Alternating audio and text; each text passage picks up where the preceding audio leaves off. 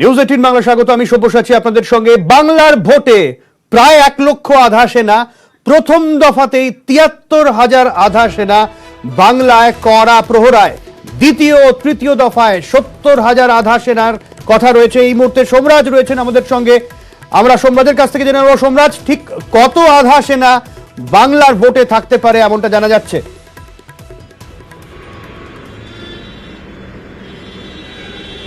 দেখো, নির্বাচন কমিশনের তরফে আগেই জানানো হয়েছিল যে ভোট নির্বিঘ্নে এবং শান্তিপূর্ণ করার জন্য কমিশন সব রকমের পদক্ষেপ নেবে। আমরা আগেই প্রায় 2 মাস আগেই দর্শকদের জানিয়েছিলাম যে প্রায় 1000 কোম্পানি কেন্দ্রীয় বাহিনী রাজ্যে মোতায়েন করা হতে পারে। এই মুহূর্তে আমাদের কাছে যে তথ্য এসে পৌঁছেছে যে রাজ্যের 8 দফায় কোন দফায় কত সংখ্যক কেন্দ্রীয় বাহিনী মোতায়েন হবে, যে পরিসংখ্যান এসে অন্তত আমাদের হাতে পৌঁছেছে সেখানে দেখা যাচ্ছে প্রথম দফাতে রাজ্যে 732 কোম্পানি কেন্দ্রীয় বাহিনী মোতায়েন করা হচ্ছে। দ্বিতীয় দফায় 697 কোম্পানি কেন্দ্রীয় বাহিনী মোতায়েন হবে। তৃতীয় দফায় 694 কোম্পানি কেন্দ্রীয় বাহিনী মোতায়েন হবে। চতুর্থ দফায় 899 কোম্পানি কেন্দ্রীয় বাহিনী মোতায়েন হবে। পঞ্চম দফায় 955 কোম্পানি কেন্দ্রীয় বাহিনী মোতায়েন হবে। অর্থাৎ 8টি দফার মধ্যে পঞ্চম দফাতে রাজ্যে সবথেকে বেশি কেন্দ্রীয় বাহিনী মোতায়েন হচ্ছে, সেটি হচ্ছে 955 কোম্পানি। তারপর হচ্ছে ষষ্ঠ দফায় 932 কোম্পানি কেন্দ্রীয় বাহিনী মোতায়েন হবে। সপ্তম দফায় 760 কোম্পানি কেন্দ্রীয় বাহিনী মোতায়েন হবে। অষ্টম দফায় 715 কোম্পানি কেন্দ্রীয় বাহিনী মোতায়েন হবে। অর্থাৎ এই যে কেন্দ্রীয় বাহিনী মোতায়েন হবে, যে পরিসংখ্যানটা তোমাকে আমি বললাম, সেই কেন্দ্রীয় বাহিনীটি মোতায়েনটা যে পরিসংখ্যানটা আমরা দিলাম সেটা হচ্ছে একদিকে যেমন এই কেন্দ্রীয় বাহিনী ভোটের সময় বিভিন্ন বুথে থাকবে, তেমনি স্ট্রং রুমের প্রহরাতেও থাকবে। অর্থাৎ এই যে পরিসংখ্যানটা তোমায় দিলাম, বুথ থেকে শুরু করে স্ট্রং রুমের নিরাপত্তা, সার্বিকভাবে এইভাবেই রাজ্যে কেন্দ্রীয় বাহিনীকে 8টি দফায় মোতায়েন করা হবে।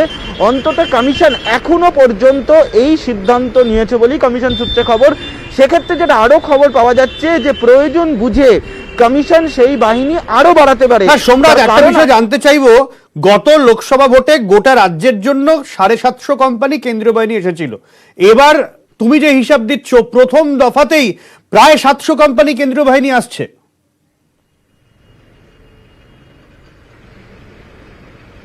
দেখো, একদমই 2016 বিধানসভা নির্বাচন যদি দেখো, সেখানেও প্রায় 732 কোম্পানি মতো কেন্দ্রীয় বাহিনী মোতায়েন হয়েছিল। আর এবারে রাজ্যে প্রথম দফার নির্বাচনেই 710 কোম্পানিরও বেশি কেন্দ্রীয় বাহিনী মোতায়েন হচ্ছে শুধুমাত্র ভোট গ্রহণের জন্য। স্ট্রং রুমের নিরাপত্তা এখানে বাদ দিলাম। আমি যে পরিসংখ্যানটা তোমায় তুলে ধরলাম সেটি হচ্ছে স্ট্রং রুমের নিরাপত্তা এবং তার সঙ্গে বিভিন্ন বুথ ভিত্তিক কেন্দ্রীয় বাহিনী যে ডিপ্লয়মেন্ট হবে, মোতায়েন হবে, সেই পরিসংখ্যানটা তোমায় তুলে ধরলাম। অর্থাৎ এ থেকে তুমি বুঝতেই পারছো যে রাজ্যে যে 8 দফায় ভোট হবে, সেই 8 দফায় প্রত্যেকটি বুথে কিভাবে কেন্দ্রীয় বাহিনী থাকতে চলেছে। ইতিমধ্যেই আমরা জানি যে প্রথম দফায় যে ভোট আগামী 27শে মার্চ হতে চলেছে, সেখানে প্রত্যেকটি বুথকে স্পর্শকাতর বলেছে ইতিমধ্যেই কমিশন, যে কমিশন সূত্রে ইতিমধ্যেই খবর পাওয়া গেছে এবং তা নিয়ে ইতিমধ্যে ডিএম-এসপিদের প্রয়োজনীয় নির্দেশও পৌঁছে গেছে কমিশনের তরফে। ফলত এবারের ভোটটা অন্তত কেন্দ্রীয় বাহিনীর মোতায়েনের পরিমাণ যে বাড়তে চলেছে, এবং এই কেন্দ্রীয় বাহিনী মোতায়েনের পরিমাণ যে বাড়া, তার পিছনে আরো একটি কারণ আছে। সেই কারণটি হলো যেহেতু বুথের সংখ্যা বেড়েছে। আমরা দেখেছিলাম 2019-এর লোকসভা নির্বাচন, যেখানে বুথের সংখ্যা ছিল 78,000-এর মতো, এবং 2021-এর বিধানসভা নির্বাচন, যেখানে বুথের সংখ্যাটা 1 লক্ষেরও বেশি, এবং বুথের সংখ্যা বেড়েছে কোভিডের কারণে। অন্যদিকে রাজ্যের আইন শৃঙ্খলা প্রসঙ্গ। ফলত সার্বিকভাবে এই দফা ভিত্তিক এইভাবেই কেন্দ্রীয় বাহিনী মোতায়েন করা হচ্ছে কমিশন সূত্রে খবর। কিন্তু সুপজিত, তোমাকে আরো একবার জানিয়ে রাখি, এই বাহিনী এখনো পর্যন্ত যে রিকুইজিশন পেয়েছে কেন্দ্রীয় স্বরাষ্ট্র। একদমই, অনেক ধন্যবাদ সোমরাজ।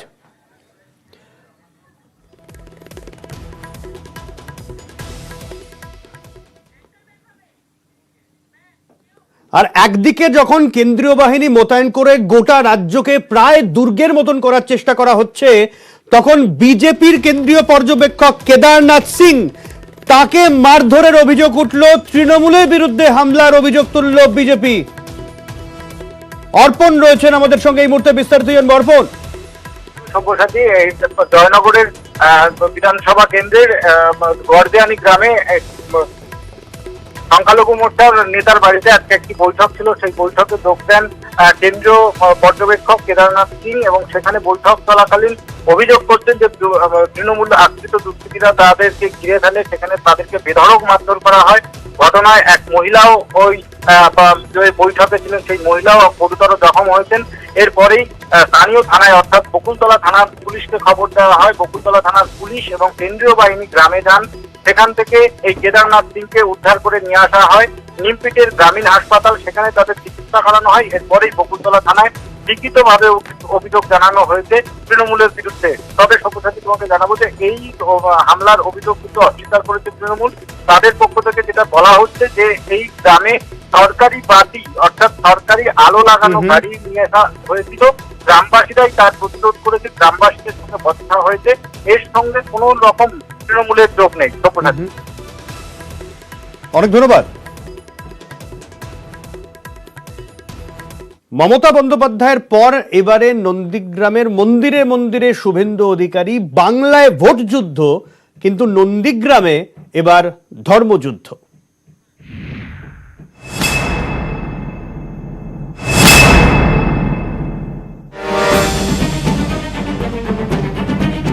একুশের কুরুক্ষেত্রে নন্দীগ্রামে হাই ভোল্টেজ লড়াই। মমতা বনাম শুভেন্দু। হিন্দু ধর্ম আমায় শেখাচ্ছেন, বলুন ধর্ম নিয়ে খেলবেন? খেলা হবে, কবে খেলবেন? ব্যানার্জি পদবী হিন্দু বলতে হচ্ছে কেন মাননীয়া? ভোটের ময়দান, মনোনয়ন এবং মন্দির। নন্দীগ্রামের বিজেপি প্রার্থী হিসেবে শুক্রবার শুভেন্দুর মনোনয়ন। মনোনয়ন জমার আগে গন্তব্য সিংহবাহিনী মন্দির। পুজো দেন অধিকারী বাড়ির মেজ ছেলে।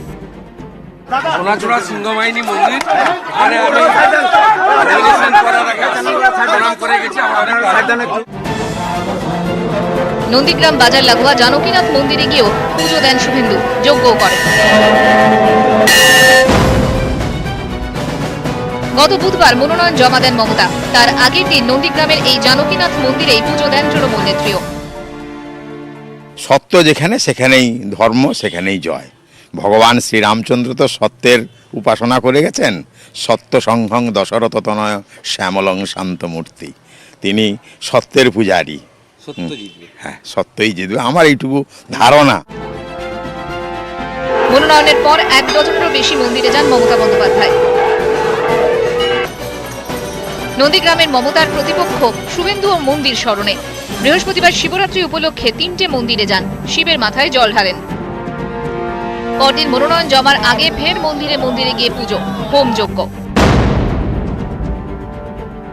শেষ পর্যন্ত এই মন্দিরের যে দেবতা অর্থাৎ রামচন্দ্র, তিনি কার পক্ষে থাকবেন তা তো ভোট বাক্সে 2রা মে জানা যাবে।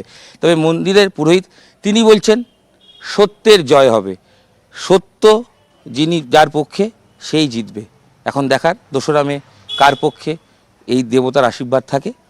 ক্যামেরায় সৌমেনের সাথে ইরন রায়বর্মন, নিউজ 18 বাংলা, নন্দীগ্রাম। নন্দীগ্রামে মুখ্যমন্ত্রীর আহত হওয়ার ঘটনায় মুখ্য সচিব নির্বাচন কমিশনের কাছে রিপোর্ট জমা দিলেন। এ নিয়ে সোমরাজ রয়েছেন আমাদের সঙ্গে, বিস্তারিত জানবো। সোমরাজ, দেখো, রিপোর্ট বিকেলেই জাতীয় নির্বাচন কমিশনের কাছে জমা পড়ে গেছে। জানি ইতিমধ্যে ভিডিও কনফারেন্সও শুরু করেছেন জাতীয় নির্বাচন কমিশনের সদস্যরা বিবেক দুবে, অজয় নায়ক এবং রাজ্যের মুখ্য নির্বাচনী আধিকারিকের সঙ্গে।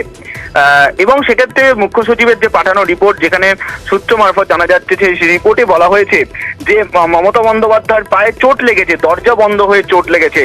অন্যদিকে বাইরে প্রচন্ড ভিড়ও ছিল, কিন্তু রিপোর্টে লেখা নেই স্পষ্টভাবে যে কি কারণে দরজাটি বন্ধ হলো, গাড়ির সামনের দরজাটি কিভাবে বন্ধ। সোমরাজ, যদি রিপোর্টে হামলার ঘটনা না লেখা থাকে তাহলে তো দুর্ঘটনার তথ্যই সামনে আসছে। দেখো, অন্তত যেটা সূত্র মারফত খবর, যে রিপোর্টে যে বিষয়টি লেখা আছে অবশ্যই সেখানে দুর্ঘটনার তথ্যটাই সামনে আসছে, কিন্তু রিপোর্টে কিন্তু বেশ কিছু অস্পষ্টতাও রয়েছে।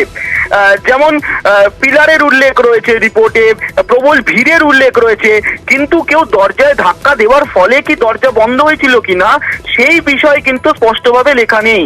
তার মানে সোমরাজ, পিলারে লেগে দরজা বন্ধ হয়েছিল না মানুষের ধাক্কায় দরজা বন্ধ হয়েছিল সেটা নির্দিষ্ট করা নেই। একদমই, দেখো সেই বিষয়টা নিয়ে নির্দিষ্ট করে লেখা নেই, কিন্তু রিপোর্টে পিলারের উল্লেখ রয়েছে, রিপোর্টে ভিড়ের উল্লেখ রয়েছে, কিন্তু আবার এটাও বলা আছে যে দরজা বন্ধ হয়ে গিয়েই তিনি আহত হয়েছেন। একদমই, দেখো রিপোর্টে সেটাও বলা হয়েছে যে দরজা বন্ধ হয়ে তিনি আহত হয়েছেন। এবং এই রিপোর্টটি নিয়েই কিন্তু মূলত এখনো আলোচনা চলছে বিবেক দুবে, অজয় নায়েক এবং মুখ্য নির্বাচনী আধিকারিকের সঙ্গে। এবং সেক্ষেত্রে কমিশন সূত্রে যেটা খবর যে মুখ্যমন্ত্রীর নিরাপত্তা সংক্রান্ত বিষয় নিয়েই মূলত আলোচনা চলছে। এবং শুধু মুখ্যমন্ত্রী নয়, রাজ্যে যে সমস্ত ভিভিআইপিরা প্রচারে আসতে চলেছেন তাদেরও শারীরিক নিরাপত্তা নিয়ে আলোচনা হচ্ছে, বিশেষত যখন তারা রোড শো করবেন, যখন তারা বিভিন্ন সমাবেশ করবেন, সেক্ষেত্রে নিরাপত্তা ব্যবস্থা কি করে ঢেলে সাজাতে পারে কমিশন। অনেক ধন্যবাদ সোমরাজ।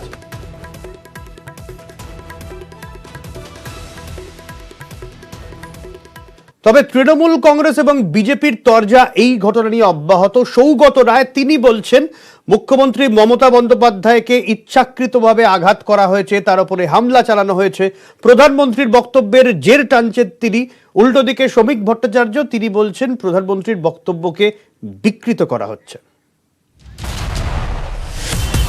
মমতা ব্যানার্জির পায়ে এবং শরীরে যে আঘাত লেগেছে 10ই মার্চ, সেটা একটা কনস্পিরেসি ছিল।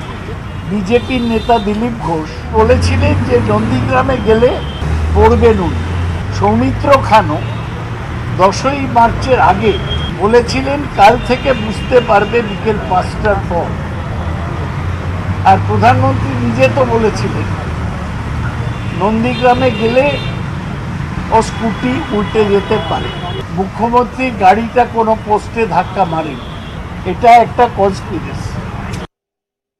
বর্ষিয়ার নেতারা যেভাবে প্রধানমন্ত্রীর বক্তব্যকে বিকৃতভাবে উপস্থাপিত করে আজকে শুধুমাত্র একটা ঘটনা দিয়ে সহানুভূতির ঝড় তৈরি করবার চেষ্টা করছেন, প্রধানমন্ত্রী একবারও একথা বলেননি। তিনি কোনোদিন একথা বলেননি যে মুখ্যমন্ত্রী আহত হয়ে যাবেন নন্দীগ্রামে গিয়ে।